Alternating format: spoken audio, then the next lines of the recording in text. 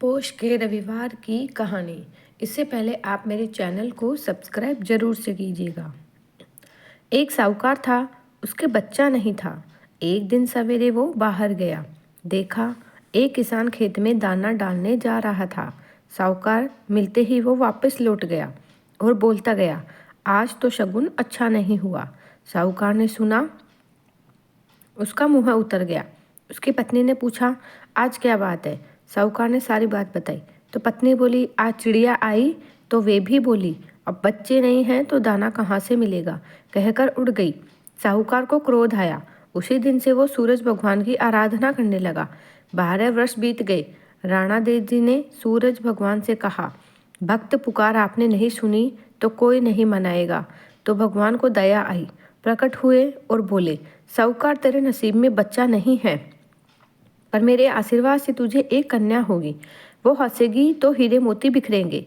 उसके घर आकर पत्नी को भी बताया।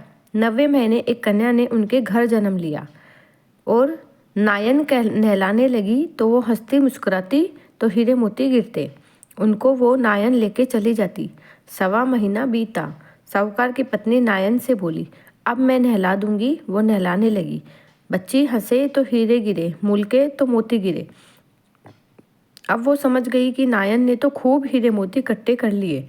लड़की बड़ी हुई तो माँ बाप ने सोचा, घर में धन बहुत है, घर जमाई रख लेते हैं। एक गरीब लड़का ढूंढा, उसके साथ लड़की का ब्याह कर दिया। माँ दिन उगते ही बेटी को उठाने जाती और उसका मुंह देखती तो लड़की का पति बोला, अपने बीच सुबह सुबह माँ का क्या काम है? तो लड़की बोली, माँ का नियम है कि वो सुबह होते ही मेरा मुंह देखती है।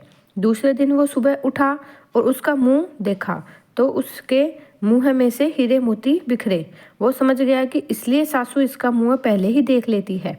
थोड़ी देर बाद लड़की की माँ आई तो हीरे मोती नहीं मिले। माँ समझ गई कि जमाई को पता चल गया है। माँ के मन में कपट आया। उसने एक आदमी को जमाई को जान से खत्म करने के लिए भेज दिया। आदमी ने जमाई को मार दिया और उसका सिर सासू को लाके दे दिया। राणा दे सूरज भगवान ने देखा कि हमारी दी हुई कन्या का पति मार दिया गया है। राणा दे सूरज भगवान मानव रूप धरकर भिक्षा मांगने गए और उस कन्या के पति का सिर ले आए। अंग जोड़कर अमृत का छांटा दिया। वो उठकर बैठ गया। घर गया तो बेटी ने पूछा, पोष रविवार का मेरा नियम है, दिन अस्त हुए बाद खाना नहीं खाने का, फिर आप इतनी देर से क्यों आए? वो बोला, तेरी माँ ने मुझे मारने के लिए आदमी भेजा और सारी कहानी बता दी। बेटी बोली, अब हम यहाँ नहीं रहेंगे।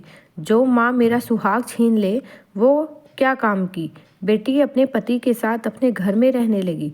उसके घर में सुख समृद्धि हो गई और माँ के धीरे धीरे दरिद्रता आ गई। सूरज भगवान बेटी पर प्रसन्न हुए, वैसे सब पर प्रसन्न रहना, खोटी की खरी अधूरी की पूरी करना। बोलिए सूरज भगवान की जय, राणा देव की जय।